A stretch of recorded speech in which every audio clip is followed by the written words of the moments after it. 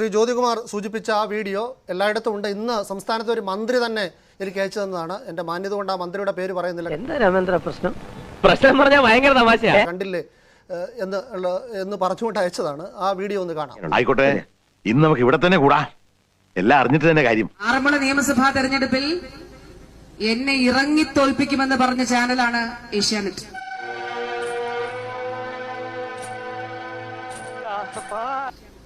പക്ഷെ ആറന്മുളയിലെ ജനങ്ങൾ അവരെ ഉൾപ്പെടെ തോൽപ്പിച്ചു. 7500ഓളം വോട്ടിന്റെ ഭൂരിപക്ഷത്തിൽ, ചരിത്ര ഭൂരിപക്ഷത്തോടെ. ഈ തെരഞ്ഞെടുപ്പിൽ ഞാൻ ഏഷ്യാനെറ്റിന്റെ ആളുകളോട്, അവിടുത്തെ പത്രാധിപ സമിതിയോട് ചോദിക്കുന്നത്, നിങ്ങൾക്ക് ധൈര്യമുണ്ടെങ്കിൽ നിങ്ങൾ നിങ്ങളുടെ അഭിപ്രായമാണെന്ന് പറയൂ.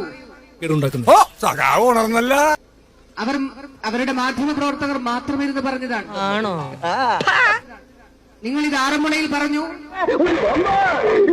നിങ്ങളിത് ചെങ്ങന്നൂർ പറഞ്ഞു.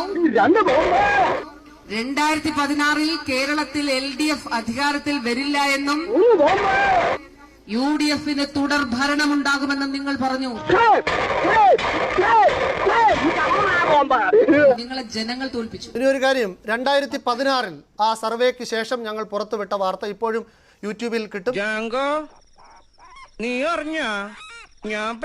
ഞങ്ങളുടെ എല്ലാ സർവേയും യൂട്യൂബിൽ കിട്ടും, ആർക്കും പരിശോധിക്കാം. അതുകൂടി ഒന്ന് കാണാം. അതിന്റെ ഒരു കേരളത്തിൽ ഇടതുമുന്നണി അധികാരത്തിലെത്തുമെന്ന ഏഷ്യാനെറ്റ് ന്യൂസ് C4 സർവേ ഫലം. ഉറക്കം വരുന്നു. ഇടതുമുന്നണി 81 സീറ്റ് വരെ നേടും. സംസ്ഥാനത്തിന്റെ ചരിത്രത്തിൽ ആദ്യമായി NDA നിയമസഭയിൽ അക്കൗണ്ട് തുറക്കുമെന്നും സർവേ പ്രവചിക്കുന്നു. ഫെബ്രുവരി 17 പുറത്തുവിട്ട ആദ്യഘട്ട തെരഞ്ഞെടുപ്പ് അഭിപ്രായ സർവേയോട് ചേർന്ന് നിൽക്കുന്ന ഫലമാണ് രണ്ടാം ഘട്ട സർവേയിലും പുറത്തുവരുന്നത്. ഭരണ തുടർച്ചയ്ക്കല്ല, ഭരണമാറ്റത്തിനു തന്നെയാണ് സാധ്യത.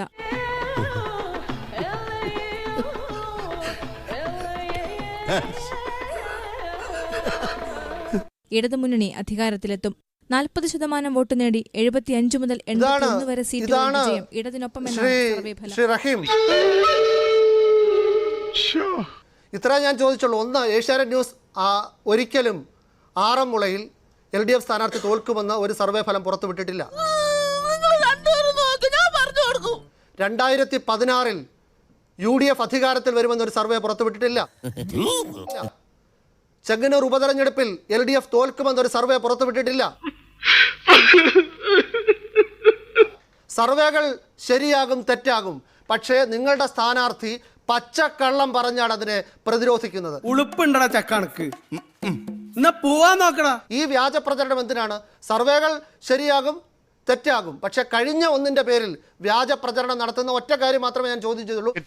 മുതലും പലിശ ചേർത്ത് കിട്ടി.